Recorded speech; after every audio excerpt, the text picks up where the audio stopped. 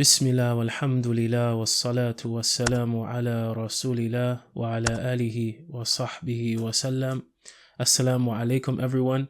Today we're continuing with chapter 4 of the Essentials of Arabic Grammar, as-sifa wal-mawsuf. So we've already taken a look at some of the prepositions that impact an ism and change its state. And in the last lesson we took a look at the huruful jar specifically, along with some examples from the Quran to see how these prepositions impact an ism and change its state. Now in this lesson we're going to be looking at one of the most common fragments that make up a nominal sentence in the Arabic language, specifically in the Quran. So let's jump right into it. If you'd like a copy of this text, click the link in the description below and you can pay whatever you can afford, inshallah. You'll help me to publish more free beneficial content and further my personal studies in the process. If you don't have the means to do so, the least you can do is like and share this video so that others are able to benefit, inshallah. So the adjective gives words a more accurate depiction. And we see the example here of a book versus a huge book, right? And also just something that I reminded myself with here, that if you intend to seek knowledge of the religion, if you intend to seek knowledge of the deen, this isn't a competition, right? If you're competing for likes, views, or to be seen as an authority in a particular field, or to be seen as above your peers in any way, shape, or form,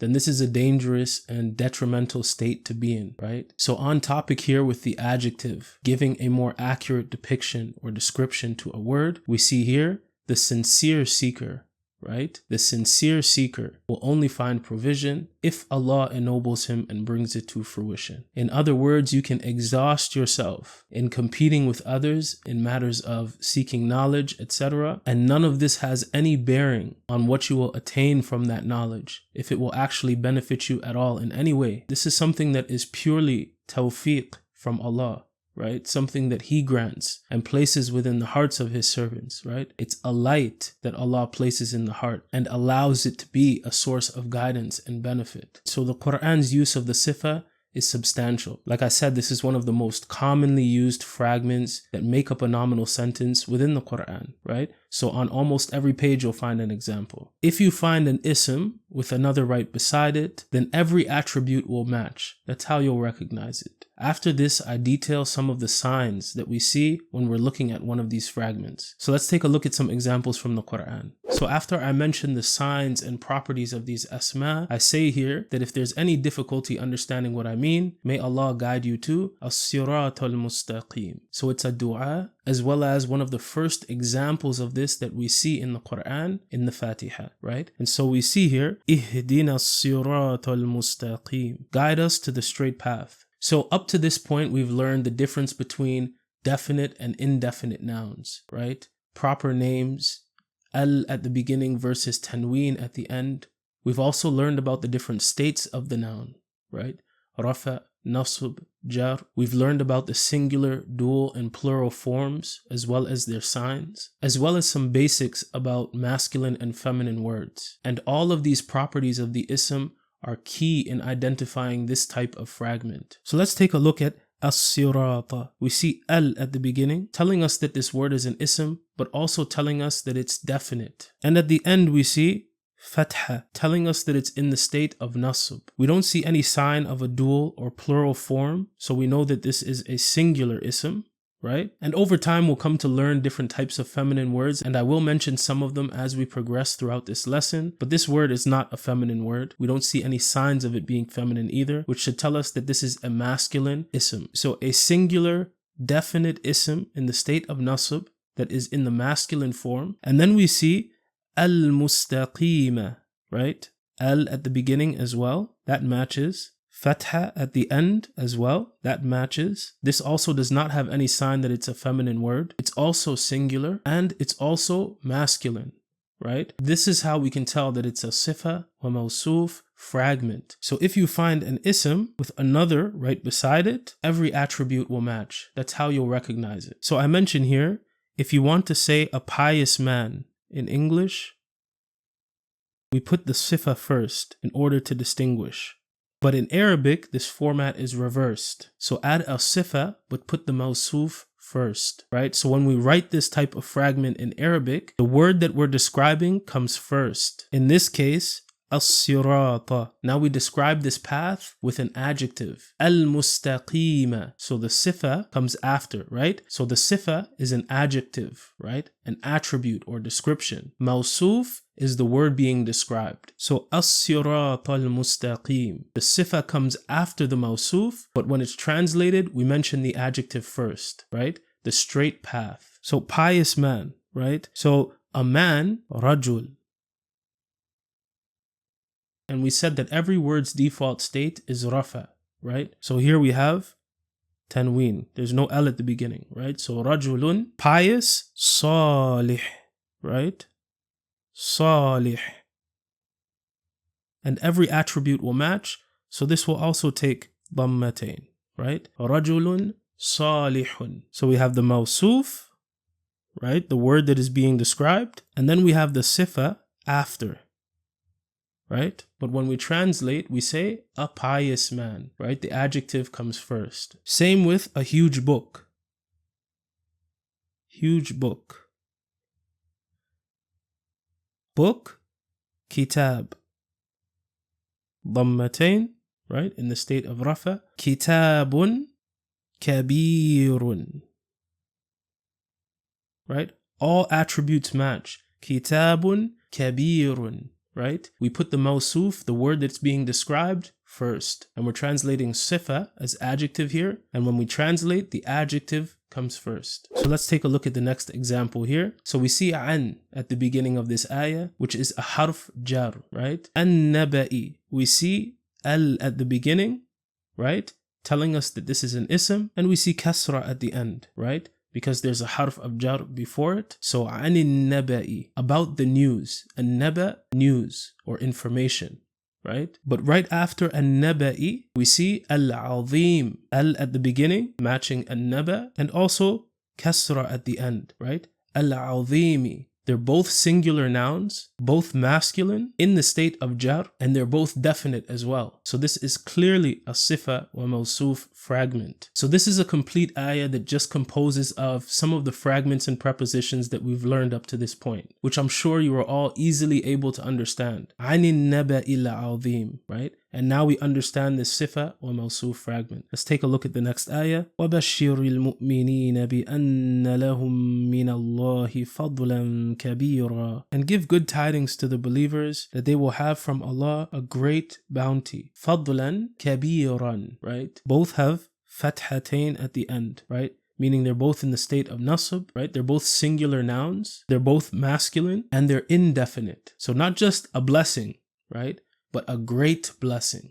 فضلا كبيرا. Let's take a look at the next couple of ayat here. إن هذا لهو الفوز العظيم. We see here what we've learned in one of the previous sections of this chapter. The harf inna, used for tawkeed, for emphasis. Certainly, right? إن هذا, indeed, this. We see this lam of tawkeed here that comes with inna. إن هذا لهو الفوز العظيم. So indeed, this is most certainly, right? There's extra emphasis here. Al-Fawzul Azim. Al-Fawz, al at the beginning of Al-Azim as well. Dhamma at the end of Al-Fawz. Dhamma at the end of Al-Azim, meaning they're both in the state of rafa. They're both masculine, singular isms, and they're both definite. So it's not just, indeed, that's the attainment. No, indeed, this is most certainly the great attainment. Let's take a look at the next ayah. وَالْأَرْضَ مَدَدْنَاهَا وَأَلْقَيْنَا فِيهَا رَوَاسِيَ وَأَنْبَتْنَا فِيهَا مِنْ كُلِّ زَوْجٍ بَهِيجٍ. And the earth we spread it out and cast therein firmly set mountains and caused to grow therein something of every beautiful kind. So we see here kasratain at the end of zawj, kasratain at the end of bahij, right? Meaning they're both in the state of jar. They're both indefinite. They don't have al at the beginning, and they're both singular masculine words. So kulli zawjin bahij, every beautiful kind, right? Mawsuf, sifa. وَإِذًا لَآتَيْنَاهُمْ مِنْ لَدُنَّا أَجْرًا عَظِيمًا. And then we would have given them, especially from us, a great reward. أَجْرًا عَظِيمًا, right? And we see here, أَجْرًا, fathatain at the end, عظيما, fathatain at the end, signifying that both of these asma are in the state of nasb. They're both indefinite, no L at the beginning, and they're both singular masculine nouns. All of their properties match, telling us that this is a sifa wa mawsuf fragment. So the mawsuf, ajr, right? So we would have given them, especially from us, ajr, reward, but not just any reward. Ajran aziman, right? Sifa. And we see in the next ayah, قَدْ جَاءَكُم مِّنَ اللَّهِ نُورٌ وَكِتَابٌ مُبِينٌ. There has come to you all from Allah, nurun, a light, وَكِتَابٌ مُبِينٌ, right? And a clear book. And we see kitabun, right? Dhammatain at the end, mubinun, which is clear, dhammatain at the end, telling us that both of these nouns are in the state of rafa, right? Both of these nouns are indefinite, right? They don't have L at the beginning, and they're also both singular masculine nouns, right? All of their properties match. So this is clearly a mawsuf sifa fragment, a clear book. Let's take a look at the next set of ayat here. So we see here in the next ayah, lahum fiha azwajum mutahhara. So we see lahum, they have in it, fiha azwajum mutahhara. And here is where we start to talk about feminine words, right? And a key note to make about feminine words here. So the word azwaj is a broken plural, right? And in regards to the broken plural specifically, as a general rule, they're treated feminine grammatically, unless they are referring to males specifically, in which case they'll be treated masculine. So azwajun, the plural of zawj, which we just seen. So azwajum mutahhara. And we can see here at the ending of mutahhara, right? We see ita marbuta at the end, signifying that it's a feminine word. And we also see dhammatain. So it's a feminine word that's in the state of rafa. Now, azwajun is a broken plural. And we've said as a general rule, broken plurals are treated feminine grammatically. So it has a dhammatain at the ending as well. So both of these words are in a state of rafa. Both of these words are feminine nouns as well. And they're both indefinite. There's no L at the beginning. One thing we'll notice here as well is that mutahhara is not a plural, right? It's in the singular form, whereas azwaj is a broken plural, right? And the reason for this is because broken plurals, as we've learned in the previous lessons, take on the same format or ruling, you could say, as singular isms when it comes to i'rab. So the sign of the state of a broken plural like azwaj, whether rafa, nasab, or jar, is similar to that of a singular ism, right? So azwajum mutahharatun. We also see here in the same ayah, dhillan dhalila. And I'll leave that for you guys in the comments to maybe state your observation of what's happening here. And inshallah, we'll move to the next ayah. So we see here, and how many a city did we destroy while it was committing wrong? So it is now fallen into ruin. And how many an abandoned well? And how many a lofty palace? So وَبِئْرٍ مُعَطَّلَةٍ وَقَصْرٍ مَشِيدٍ. So another key note here about feminine words is something that I mentioned in one of the past lessons, right? That there are certain words in the Arabic language that are treated feminine grammatically, even though they don't have a ta marbuta at the end, and even though they don't have any real reason to be. And this word here, bi'r, is one of them, right? A well, simply because that's just how the early Arabs used them, right? So I'll leave a link in the description below to a PDF file addressing these words, and there's not many, so they can be memorized pretty quickly, inshallah. So bi'r is a feminine word. Why? It's just how the early Arabs used it. Bi'r, a well, is treated feminine grammatically. And we see here, kasratain at the end of bi'r, kasratain at the end of mu'attalatin, right? As well as a ta marbuta at the end, signifying that it's a feminine word. So they're both in the state of jar, they're both feminine, they're both singular, and they don't have L, right? They have tanween, telling us that they're both indefinite, right? So bi'rim mu'attalatin, bi'r mawsuf, mu'attalatin sifa, wa qasrim mashid, right? Lofty palace. So we see here qasrin,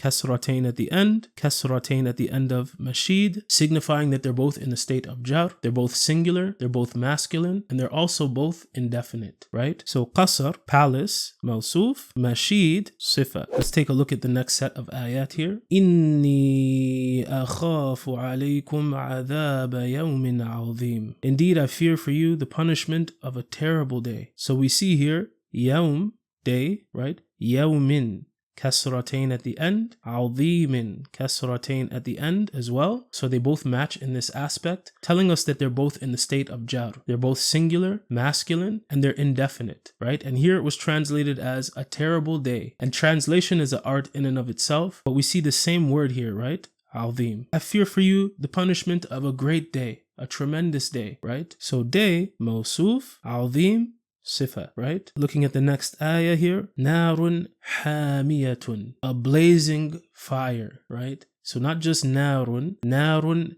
حامية, a blazing fire. And nar is one of those words that the early Arabs treated feminine grammatically. So we see ضمتين at the end, as well as a ta marbuta, right? Signifying that this word is feminine. So they're both feminine, they're both in the state of rafa, they're both singular, and they're both indefinite. This is clearly a sifa wa mawsuf fragment. Nar, fire, is the mawsuf, the thing that is being described, right? What type of fire is it? A blazing fire, right? Hamiyatun, sifa. Let's take a look at these last two ayat here. هُنَالِكَ ابْتُلِيَ الْمُؤْمِنُونَ وَزُلْزِلُوا زِلْزَالًا شَدِيدًا. There the believers were tested and shaken with a severe shaking. زِلْزَالًا شديدا, right? So we see here زلزالا, fathatain at the end, shadidan, fathatain at the end, right? Signifying that they're both in the state of nasb. They're also both singular. They don't have al, right? So they're indefinite, and they're masculine, right? زلزالا شديدا. All of these properties match. So زلزالا, the mawsuf, right? The thing being described. But how is this shaking being described? As intense. شديدا, صفة, right? Let's take a look at the next ayah, which we'll remember from one of the previous lessons. ألم تر كيف ضرب الله مثلا كلمة طيبة كشجرة طيبة أصلها ثابت وفرعها في السماء. Have you not considered how Allah presents an example, making a good word like a good tree whose root is firmly fixed and its branches high in the sky. كلمة طيبة, شجرة طيبة. So we see here كلمة, right? Fathatain at the end, as well as ta marbuta, letting us know that this ism is grammatically feminine, right? Same with طيبة, right? Ta marbuta at the end, as well as fathatain, letting us know that both of these words are feminine grammatically and they're in the state of nasb. They're both singular and they're both indefinite, right? So, kalimatan tayyibatan. Tayyiba, good. Kalima, a word, right? So a good word. Now we see here mathalan before them, right? And this is not tied to this sifa wa mawsuf fragment because mathalan is not feminine, right? What's happening here grammatically is something that we'll discuss when we take a look at the verb, inshallah. So, كشجرة. We see here kaf, right? The harf jar that we discussed in the previous lesson, which is why shajaratin is in the state of jar. So we see here kasratain at the end of shajara, right, on the ta marbuta, telling us that this ism is feminine and it's in the state of jar. We also see kasratain at the end of tayyibatin, right, on the ta marbuta, telling us that this word is feminine as well, and it's also in the state of jar, right? So both of these words are singular, they're feminine, they're in the state of jar, and they're indefinite, right? All of these properties match, telling us that this is a sifa wa mawsuf fragment, right? So shajara, a tree. What kind of tree? A good tree. Shajaratin tayyibatin. So with that, we complete this lesson on the adjective. We'll be continuing with the next section of chapter 4 in the next lesson on the genitive form, or mudaf wa mudaf ilay, which is an even more commonly used fragment in nominal sentences throughout the Quran. If you have any questions, any suggestions, or feedback, drop a comment below, and I'll see you in the next lesson, inshallah. Wa sallallahu ala Sayyidina Muhammad wa ala alihi وصحبه وسلم. سبحانك اللهم وبحمدك أشهد أن لا إله إلا أنت أستغفرك وأتوب إليك. السلام عليكم.